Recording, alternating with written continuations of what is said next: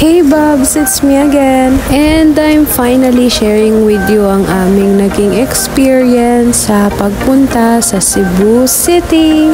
It's actually my second time going to Cebu, pero this time meron akong dalawang first timer sa Cebu na kasama, which is si Shaira and si Eman, yung boyfriend ko. So, quick story time lang. We booked this flight around February pa this year, and November nga itong flight namin, November 17 to be exact. And hindi talaga namin expected na ni Eman kung makakatuloy kami, pero here we are. I-share ko lang din pala na ganito pala yung feeling kapag may someone na nag-video sa inyo in their point of view, which is itong friend ko na si Shaira. 12:20 pa nga that time yung pinakang flight namin, pero nakapag early check-in na kasi kami sa online app ng AirAsia. And ayan, medyo chill na lang kami nung nag-aantay kami, kaya kahit mga around 11 something na kami nakarating, okay lang kasi nakapag check-in na kami. Past 12 AM na nga nang nag-boarding kami, and yes, ginol ko talaga na ma-videohan si Eman sa pagpasok sa eroplano kasi nga first time niya, and ito yung bagay na hindi namin na-imagine na matutuloy pa this year since ang daming ups and downs na binigay ng 2024. Grabe. Kaya naman talagang pinush na namin ang pag-alis dahil sobrang stress na ang binigay sa amin ng 2024, and I think we deserve naman na somehow makapag-enjoy and ayun, makapag-travel. And sobrang hindi rin namin matutuloy itong pag-alis na to kung hindi rin talaga kami hinelp ng friend ko na to. Syempre hindi ko na ide-detalye, pero sobrang nagkaroon kami ng hope 1 week before this flight kasi nga nag-attend din kami ng Hillsong United or Hillsong London na concert sa MOA Arena prior sa flight namin na to, kaya sobrang naging hopeful kami na matuloy kami. Dahil nga hindi na namin super expected na makakatuloy kami, talaga nga naman ng mga panahon na nagbo-boarding kami wala pa kaming plano kasi sobrang aga ng magiging dating namin sa Cebu, as in like parang 1 AM ang dating namin sa Cebu, tapos wala pa kami talagang as in hotel na matutuluyan sa mismong pagdating namin sa Cebu. Pero grabe, as in sobrang nakakatuwa lang na parang hindi kami pinabayaan pagdating. As in, pangiti-ngiti lang kami dyan kasi nga ini-enjoy lang namin yung moment na finally sasakay na si Emma ng aeroplano, be. Syempre, OA na kung OA, pero once in a lifetime lang yan. Hindi naman tayo frequent flyer, diba? Actually, noong mga panahon nga na yan, papasok dito sa Maynila yung bagyong Pepito, pero talaga nga namang naipush pa talaga yung pag-alis. Kaya nga kahit nakapag-online check-in na kami ng mas maaga, nag-decide pa rin kami na pumunta sa airport ng maaga. Kasi never kang malilate talaga sa airport. Ewan ko na kung maiwan ka ng aeroplano. And yun nga yung perks pala kapag nag-check-in ka ng mas maaga, kasi halos nasa unahan lang kami banda ng aeroplano, and sobrang lang din kasi hindi na hassle sa amin kasi papunta hindi kami nag-check-in luggage kasi nga ang balak namin pa uwi lang. Sa mga time nga na to is naka-airplane mode na kami, and ayan, nag-video lang ako syempre para ma-document lang din tong first time namin na lumipad ni Emma ng magkasama. Naka-timelapse lang yan mga ante kasi baka mamaya dumating tayo ng Cebu na full storage ang cellphone, di natin kaya mag-upgrade ng iCloud. Hindi ko nga masasama dito yung mismong reaction ni Eman kasi nandun sa kabilang cellphone ko, and sobrang labo ng kuha kasi madilim na rin talaga sa loob ng aeroplano. So timelapse lang tayo mga ante hanggang makalapag ng Mactan Airport. So as you can see, may mga ulap-ulap na kami niyang nadadaanan, and ayan, sobrang lapit na namin yan that time sa Mactan Airport. So we landed na medyo maulan, pero at least hindi kami masyadong na-hassle sa ulan kasi nga pagdating namin sa mismong airport, hindi kami agad agad umalis doon dahil naghanap pa kami ng matutuluyan namin. Around 2 a.m. na ata kami nakahanap ng matutuluyan, and yung nagsuggest sa amin nun is yung nabook namin na Grab. As in, yung Grab driver yung nagsuggest sa amin na pumunta dun sa actually motel siya, pero okay naman kasi tutulugan lang naman namin until 11 a.m. nung time na yun. As you can see, itong mga itsura namin dyan, happy-happy pa kami. Pero talaga nung mga panahon na yan, wala kaming alam kung saan kami matutulog kasi ang balak talaga namin originally is magpunta na lang sa Hotel Sogo Cebu, which is yung ginawa din namin nung first time ko naman na magpunta sa Cebu, kasi nga before nag-Hotel Sogo Cebu muna kami bago kami nag-check-in sa mismong accommodation namin.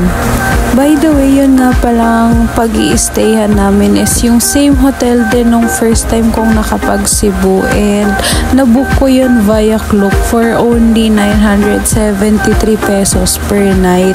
Take note ha, 3 packs na yun, as in talagang sobrang nakatipid kami dun. So ito yung another perks na meron kang friend na nag-video sa point of view niya kung ano yung nakikita niya. So ayan, nagbibidyohan nga kami that time kasi nga natatawa ako dahil unang-unang beses lang na nag-travel kami na merong nag-video sa amin, as in. So yun na nga, going back sa aming pinagstayhan na motel is ang name nun ay Queensland. Hindi ko lang na-search agad yung details niya, pero ilalagay ko na lang dyan sa screen. Tapos yung pinakang pinagstayhan naman namin sa mismong sentro ng Cebu City is yung All Saints Inn along General E. Chavez Street. And yung All Saints Inn na yun talagang super accessible siya. As in, nakapag-DIY kami ng city tour for the first day ng super late na kasi sobrang bilis lang makasakay ng mga minibus and yung mga yung mga multicab. Sa sobrang lapit, as in 15 pesos lang yung pamasahe namin from the hotel hanggang dun sa Magellan's Cross. By the way, itong part nga na to is yung day na nung paglabas namin sa motel, and actually mga 11 a.m. na to, as in. Then ang route namin yan is papunta kami sa SM City Cebu para kumain sa Johnny's Restaurant. Dahil sa sobrang babait ng mga locals, we successfully arrived sa SM City Cebu, and ayan, naglalakad-lakad lang kami yan kasi hindi namin alam that time pa kung saan banda yung Johnny's Restaurant.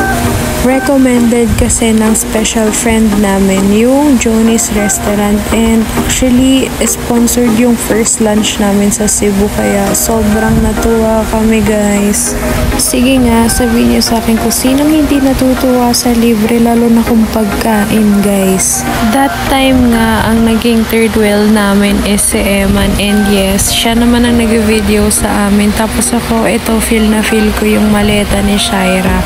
Fast forward, nahanap na nga namin yung Johnny's Restaurant, and nakapag-order na rin si Shaira.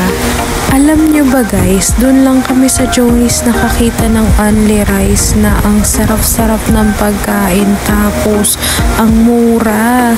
After namin kumain, pangalawang jeep na to actually na sinakyan namin, and ito yung 13C ang code dahil ito yung dadaan sa mismong General E. Chavez Street. Past 3 p.m. after namin makapag-check-in, nag-decide na rin kami na lumabas para pumunta naman sa Magellan's Cross, and itong sinakyan namin na minibus, ang code ay 62B, and papunta kami niya ng Magellan's Cross. As in, sa tapat lang ng hotel namin dadaan yung mga jeep na papunta ng mga ganong area. 62C talaga kasi dapat yung sasakyan namin, pero since sinabi sa amin nung driver ng 62B na pwede kaming sumakay dun, ayun, sumakay kami. And by the way, ito yung mga snaps namin sa mismong Magellan's Cross. Hindi kami nakapasok sa Basilica that time kasi naka-short kami. And syempre, another video na naman sa point of view ni Shaira. Yun talaga kasi yung mga sentiments ko pagdating sa gantong travel. Like parang kung hindi nakuha na ng video or picture, as in talagang magiging part lang ng point of view ng isang tao.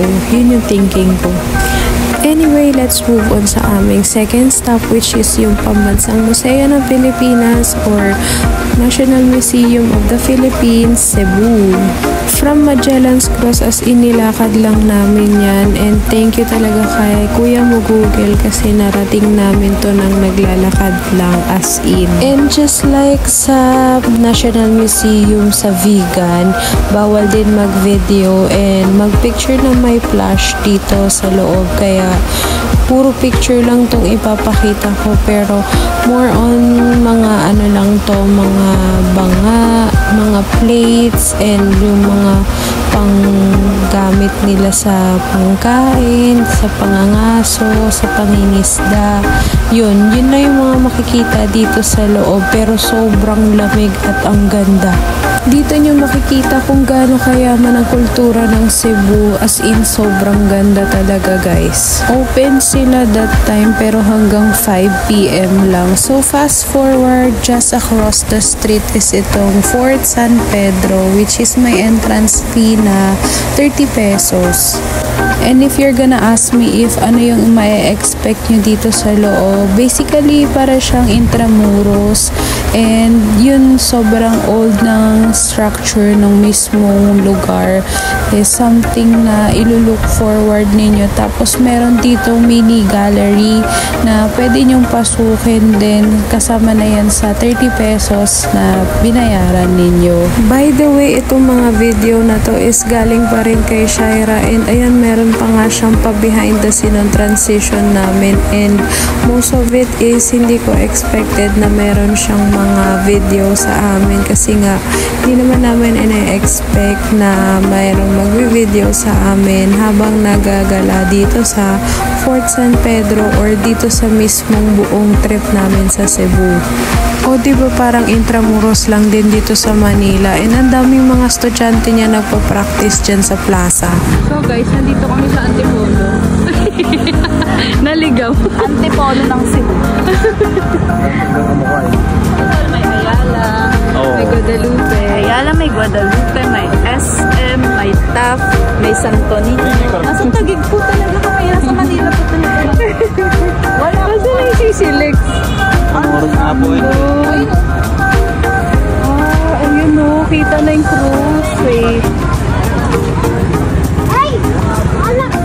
O diba, ang dami naming naisip na kaparehong lugar sa Maynila. And syempre, ito yung mga raw videos naman nung mga transition namin na ginawa ko naman sa Black App.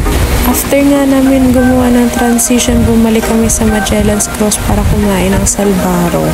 After namin mag-DIY sa mismong city tour na very pili lang, nagpunta kami ng Jollibee para mag-dinner, tapos pagbalik namin nakapagpahinga at ayan, nakapag-TikTok din kami mag-jowa sa wakas. So yan lang ang aming first day, and I hope to see you on our next one. Bye-bye!